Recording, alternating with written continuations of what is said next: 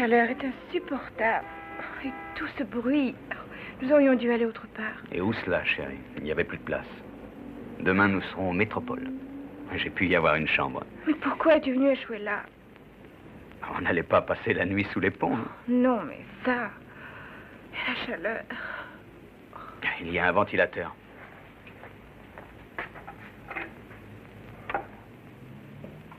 Ted, où est-ce que tu vas? Chercher quelqu'un qui puisse mettre en marche ce ventilateur. Chérie, tu ne vas pas me laisser toute seule. Ne t'inquiète donc pas, je reviens. Ted!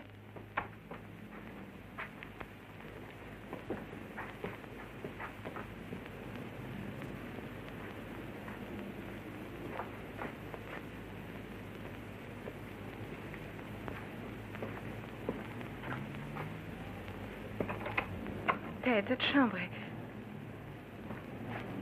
Oh. 4-2. C'est bien ça. Ted. C'est le numéro. Tenez, regardez. Ted! Ted!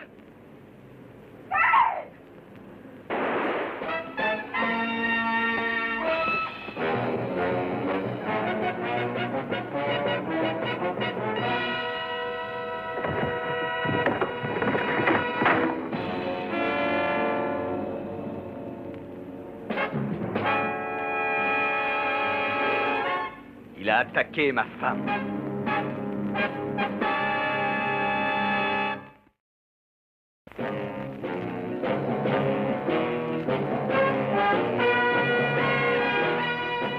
Tous les gouvernements ont leurs services secrets.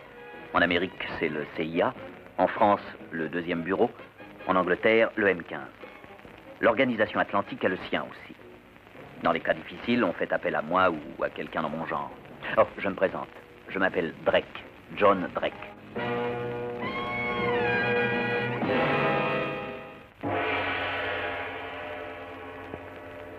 Jeanne Anderson venait d'épouser le capitaine Ted Baker. Ils étaient partis en voyage de noces pour l'Orient, où le capitaine Baker avait longtemps vécu. Ils s'étaient arrêtés en route dans l'île de Bantong. Et le jour même de leur arrivée, Ted Baker était inculpé de meurtre. Un mois plus tard, il occupait la cellule des condamnés à mort, et sa femme désespérée souhaitait mourir elle aussi.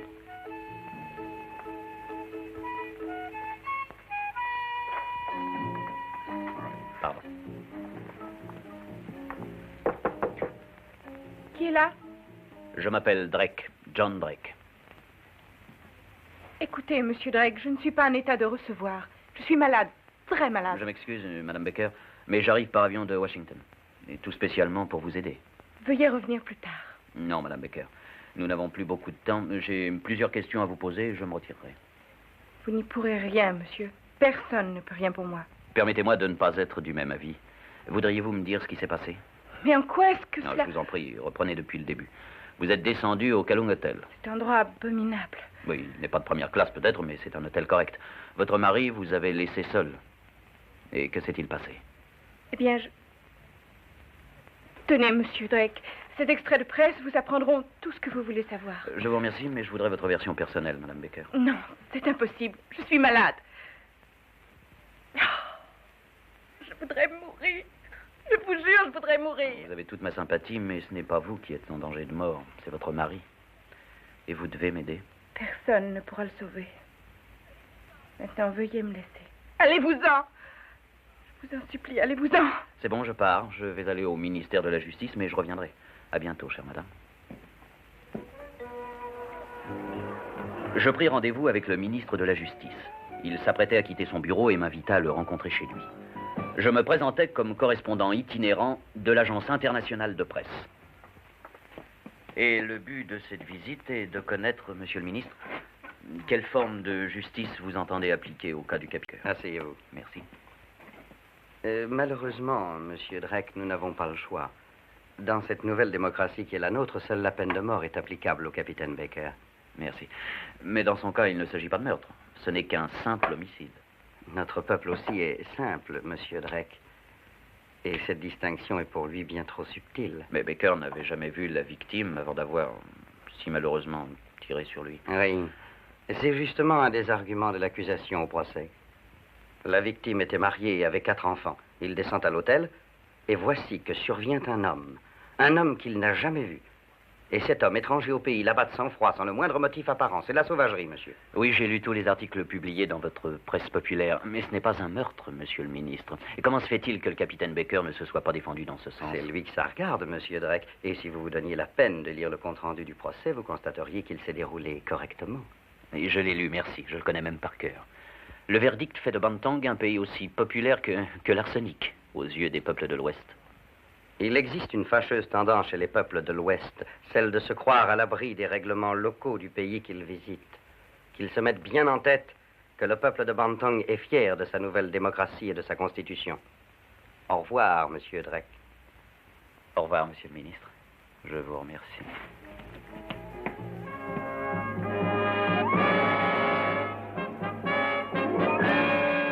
La prison possédait cet aimable aspect d'un donjon médiéval.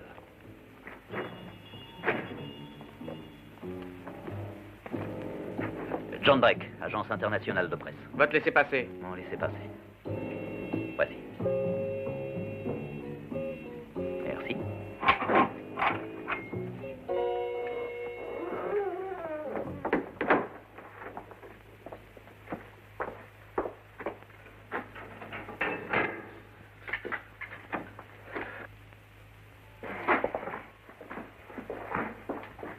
Leur système de sécurité était très méticuleux, écartant toute chance d'évasion. Le ministre n'avait d'ailleurs nullement l'intention de laisser le condamné s'échapper. J'avais rencontré le capitaine Baker une année auparavant au cours d'une mission spéciale. Se souviendrait-il de moi? Silence. Silence. Assis, assis. Cigarette, Ted? Lâchez ça. Je vous remercie. De toute façon, j'essaie de ne plus fumer. Alors, comment êtes-vous traité? Je dois reconnaître que je n'ai pas à me plaindre. La nourriture est même excellente. Pour qui aime le riz? Est-ce que le procès s'est régulièrement déroulé? Je dois reconnaître que oui, mais la sentence a été dure, beaucoup plus que je ne m'y attendais. J'ai fait appel et j'espère que le président m'accordera une commutation de peine. Aucune chance, Ted. Le ministre de la Justice s'y oppose, hein? J'aurais dû m'y attendre. Les élections ont lieu dans quelques semaines et il est le candidat de l'opposition pour la présidence. Se dresser contre les pays de l'Ouest est le meilleur des tremplins électoraux. Bien sûr, c'est pourquoi il réclame ma tête et le ministre de la Justice est le mieux placé pour la leur accorder. La seule chance qui me reste est que l'on tarde mon exécution. Il y a le président. Je ne compte pas sur lui. Ce serait de sa part un véritable suicide politique. Il n'interviendra pas. Vous avez plaidé coupable. J'ai tué un homme sans raison valable. Mais, monsieur Drake, vous êtes maintenant... Vous faites partie de la presse? Je travaille toujours pour la même agence. Vous? Voudriez-vous aller voir ma femme? Elle a sûrement besoin d'aide. Elle est au métropole. Je ferai ce que je pourrai, Ted. Merci pour elle. Mais vous ne pourrez rien pour moi. Nous pouvons faire un cliché? Si vous voulez.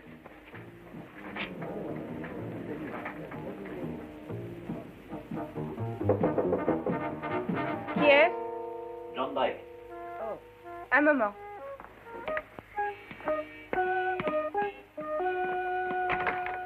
Bonjour. Puis-je entrer? Je craignais de vous trouver couché, la tête cachée sous le drap. Ça ne sert à rien du tout de pratiquer la politique de l'autruche. Non, c'est vrai, vous êtes enfin disposé à parler? Vous avez le compte-rendu du procès. Oui, c'est exact. Je l'ai lu, mais je me demande si ce n'est pas trop que de vous demander de raconter de vive voix ce qui s'est passé. Pourquoi? Mon témoignage y est en toutes lettres. Oui, je l'ai lu et je puis dire que dans l'ensemble, il est très clair, mais il y a plusieurs points obscurs. Voudriez-vous m'aider à reconstituer ce qui s'est passé depuis l'instant où votre mari est sorti de la Est-ce chambre? bien utile? Indispensable. Eh bien, voilà. Le ventilateur ne marchait plus. Ted est sorti chercher quelqu'un pour le réparer. En laissant la porte ouverte? Oui, et l'homme est entré. J'ai cru que c'était Ted qui revenait, mais en levant les yeux, j'ai vu cet homme qui me fixait. J'ai appelé mon mari, mais il n'a pas voulu s'en aller. C'était un homme très entêté. Oui, en effet. Ted est revenu, il a pris son revolver et il a prié de sortir. C'est alors que l'homme a essayé de le désarmer. Il ne restait plus à Ted qu'une seule chose à faire. Bang! Amuse, monsieur Drake.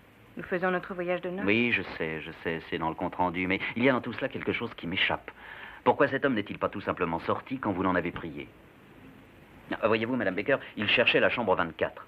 Et bien que les numéros soient inscrits sur les portes, c'est une erreur bien excusable pour un habitant de Bantong que de confondre 24 et 42. Ils lisent de droite à gauche, comme la plupart des peuples orientaux. Il n'était jamais descendu dans un hôtel, je suppose. C'est possible. Ce pouvait être un fermier, un paysan, qui sait.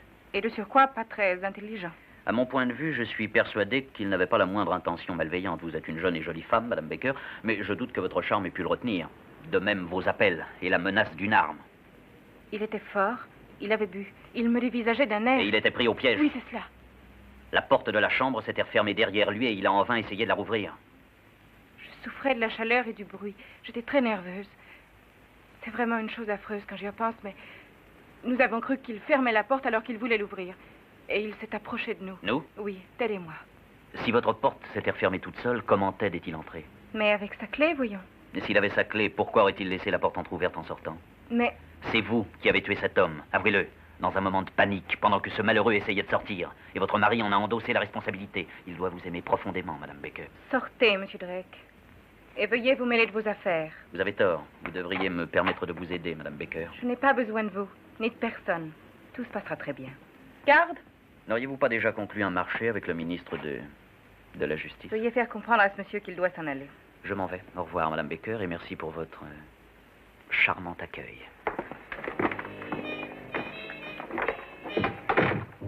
Seul le président connaissait ma véritable identité. L'affaire Baker l'avait placé devant un cruel dilemme. Il était inquiet. Mais pas tellement à cause du sort que Baker allait injustement subir. Monsieur Drake, la seule chose qu'il me soit impossible de faire est d'accorder sa grâce au capitaine Baker. Ce serait politiquement parlant un vrai suicide. Et si j'arrangeais une évasion, que se passerait-il, Monsieur le Président? Sauver la vie de cet homme n'est pas le véritable problème. Ça l'est pour lui. Si je commuais sa peine de mort en peine de prison, mon crédit auprès de certaines puissances en serait accru. Mais, monsieur Drake, l'homme qui vous a amené jusqu'ici en pouce-pouce a le droit de vote. Lui et 1 million d'autres petites gens sont persuadés que le capitaine Baker a mérité la mort. Et si je commue sa peine, eh bien, j'en supporterai les conséquences lors des prochaines élections. Vous ne pouvez ignorer l'opinion des pays de l'Ouest. Je me permets de vous rappeler que votre pays ne vit que grâce aux fonds qu'ils vous ont avancés. C'est justement le problème, monsieur Drake. Je navigue sur un volcan, ainsi que disent les Français. Remporter des élections est plus important que la vie d'un homme. Monsieur Drake, que je puisse renouveler mon mandat et je serai en mesure de faire don à mon peuple d'une période de liberté et de prospérité telle qu'il n'en a pas connue depuis des siècles. N'est-ce pas une chose plus importante que la vie d'un homme? Vous m'avez fait venir ici afin de trouver un moyen de le sauver. Non, afin de trouver le moyen de nous sauver tous les deux. Bon, supposons que Madame Baker accepte de faire une confession selon laquelle elle reconnaîtrait avoir tiré sur la victime. Ces aveux devraient être corroborés. Et pourtant, c'est vrai.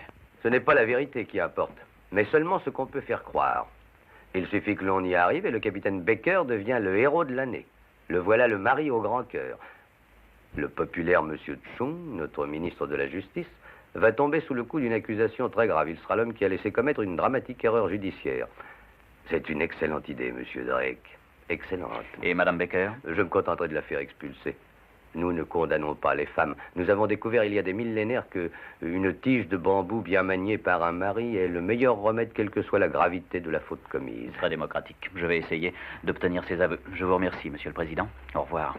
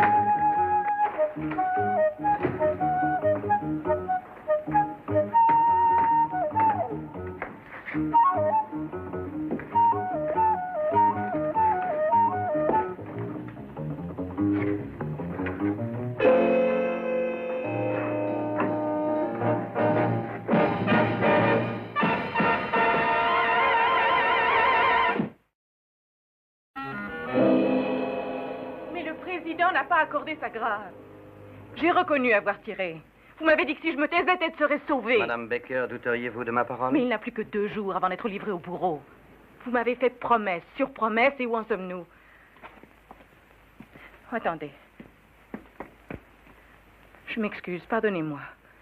Ne fais-je pas tout ce qu'il est possible pour vous aider, chère madame? Si ce n'est pas encore assez, je Oh préfère... non, je vous en prie, monsieur. Je vous ferai confiance. Je vous le jure. Qu'est-ce que je dois faire? Mais rien, madame Baker, j'ai mon plan. Jeudi, à 10 heures, le capitaine Baker sera conduit dans un endroit appelé le Jardin des Mille Pleurs. C'est là que les condamnés disent adieu à leur famille. Et ensuite, il sera conduit jusqu'à la porte qui est au bout du jardin et que chacun connaît sous le nom de Porte du Ciel. Et c'est là qu'il doit être? Oui. Exécuté. Je dirai aux journalistes américains qui seront présents que cette ultime entrevue serait une bien trop lourde épreuve pour vous. À la même heure, un avion vous aura emporté vers les États-Unis. Non, non, je ne partirai pas sans mon mari. La porte franchie, votre mari sera aussitôt conduit, le plus discrètement du monde, vers une ruelle où une voiture l'attendra. Oh, je vois. Vous n'essayez pas de me tromper. Madame Baker, ayez confiance en moi. Ayez confiance et tout se passera bien. Monsieur Chung.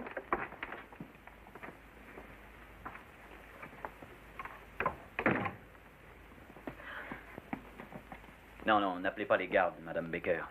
Vous devez m'accorder un instant. Que voulez-vous? Vous proposez une sorte d'assurance. Je n'ai pas besoin de vous. Écoutez, Madame Baker, je commence à me demander si vous tenez vraiment à sauver Ted. Et tant que vous n'aurez pas signé ceci, vous me permettrez d'avoir des doutes. C'est bon, je me suis trompé. Voulez-vous lire la police? Mais c'est une confession reconnaissant que je l'ai tué. En effet, signez-la et Ted sera libre. Monsieur Drake, Ted est consentant. J'ai 24 ans et je ne finirai pas ma vie en prison si Ted et moi pouvons nous échapper. Vous n'irez pas en prison, je vous en donne ma parole. Tout le monde me donne sa parole, je ne sais plus qui croire. Je suis à bout. Très bien, mais en supposant que je mente, ne préférez-vous pas aller en prison que de voir votre mari exécuté? Il ne sera pas exécuté, Monsieur Chung me l'a promis. Et vous croyez ce qu'il dit? Je ne sais plus. à Vous qui croyez faire ce conte de confiance. fées, qu'il va s'échapper à la barbe de tout le monde? Oui. Ça paraîtra dans toute la presse, Madame Baker. Vous n'êtes peut-être pas au courant, mais beaucoup de gens dans ce pays ont intérêt à ce que l'exécution ait bien lieu. Si Monsieur Chung s'arrange pour qu'il s'échappe, cela équivaudra à la perte de milliers de voix. Mais il m'a juré. Vous jouez sur un coup de dé la vie de votre mari.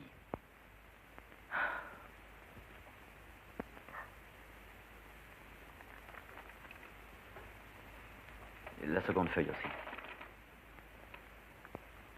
Merci. Quant à vous, tout ce que vous risquez, c'est l'expulsion. Je vous en supplie, n'ajoutez plus rien.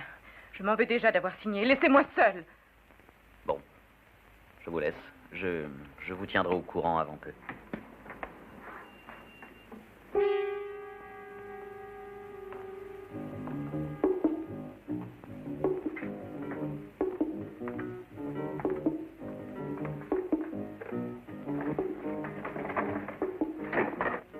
Monsieur Drake, qu'est-ce qu'il y a?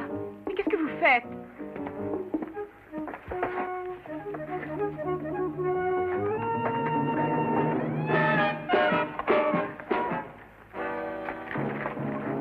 Ne craignez rien, Madame Baker. Nous allons veiller à ce que cet homme ne vous cause plus d'ennuis.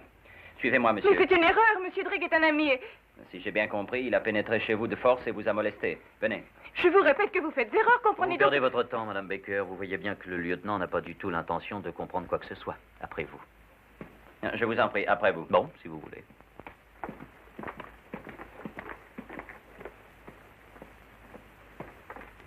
Le ministre de la Justice était invisible, mais moi je le voyais tirant les ficelles de cette machination. Eh bien, monsieur Drake, je suis désolé de vous avoir retenu. J'espère que votre cellule était confortable. Un vrai palace. Madame Baker a décidé de ne pas porter plainte. Vous êtes libre, monsieur. C'est parfait. Votre passeport, un carnet, de l'argent, un portefeuille, des clés. Je crois qu'il ne manque rien, monsieur. Je vous remercie. J'avais également 2 feuilles de papier tapées à la machine. Où sont-elles? Ah, c'est exact, c'est sur l'inventaire. Alors? Oui, 2 feuilles de papier. Je vous fais toutes mes excuses, mais nos employés sont si distraits, ils sont très désordonnés. Mais peut-être qu'en revenant demain... Vous ne croyez pourrai- pas que ce serait perdre notre temps, lieutenant? Oh non, monsieur Drake. Nous ne voudrions à aucun prix nous approprier ce qui vous appartient. Nous sommes en démocratie maintenant. Ah oui, c'est vrai, j'oubliais. Et encore merci, lieutenant.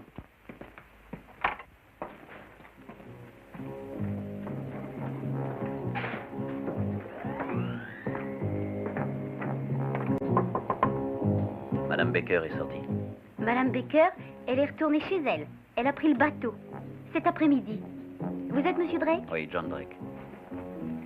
J'ai une lettre pour vous. Merci. Tenez. Merci, monsieur.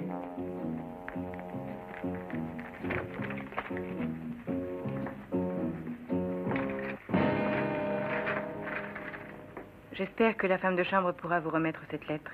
Ils m'ont conduite cet après-midi à bord d'un bateau en partance pour l'Amérique, sans me permettre de prévenir l'ambassade. Je sais que Chung s'est joué de moi et que Ted va être exécuté, Maintenant qu'il sait que j'ai signé des aveux, il ne me laissera entrer en contact avec personne. Vous seul pouvez me sauver. Monsieur Drake, nous sommes forcés de l'avouer, mais Chung Sun nous a bien manœuvré.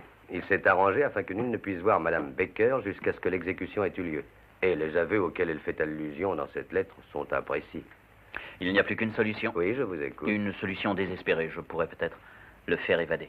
Quelles sont les chances de réussite, monsieur Drake? J'ai visité la prison, ça doit être possible. Ne m'en dites pas plus. Je ne veux être au courant de rien. Oui, je comprends. Je pense que le capitaine Baker va tenir une dernière conférence de Si presse. le capitaine Baker réussit à éviter l'exécution, un coup violent sera porté au prestige du ministre de la Justice. Bonne chance, monsieur Drake. Merci. Mais si les choses tournent mal, vous ne devrez espérer aucune aide de ma part. Je n'y comptais pas.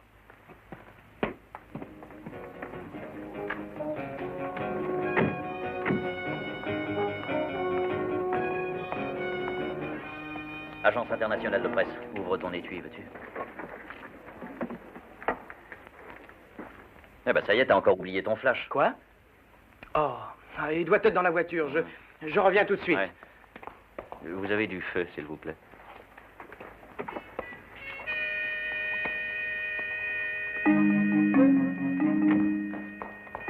Je l'ai pas trouvé. Ouais, c'est bon, prends la voiture et cours le chercher. D'accord. Laisse-moi ton appareil. Si t'es en retard, j'essaierai quand même de prendre quelques clichés.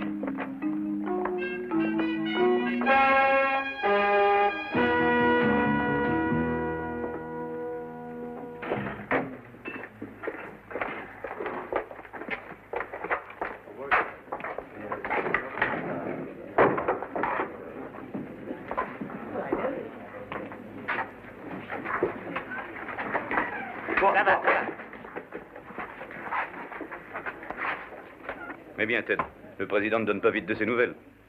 Non, et j'ai bien peur que ma chance m'ait abandonné. Est-ce que vous éprouvez un certain ressentiment? Oui, sans aucun doute. Il n'y a pas si longtemps, j'ai combattu aux côtés de ces gens pour leur liberté. Avec quelques milliers de camarades. Si j'avais su alors qu'ils me traiteraient un jour de cette façon-là, je vous jure bien que je n'aurais pas risqué ma peau pour eux. Allez-vous dire un dernier adieu à Madame Baker?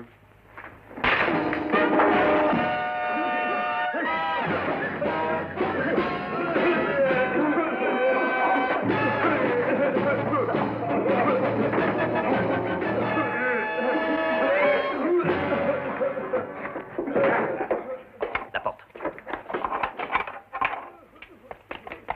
Enlevez ça, vite. Les secours seront là dans une minute. Ah, je vais vous l'attacher.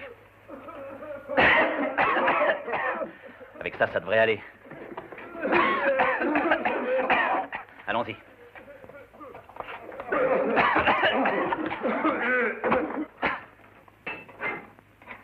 Vous venez? Alors, je n'ai toujours pas retrouvé mes allumettes. Donnez-moi du feu, s'il vous plaît.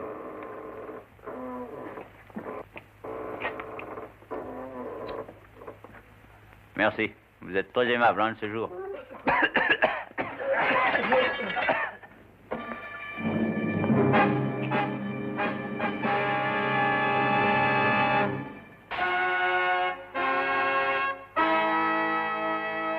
Aux premières heures de la matinée, Ted put respirer le doux parfum de la liberté.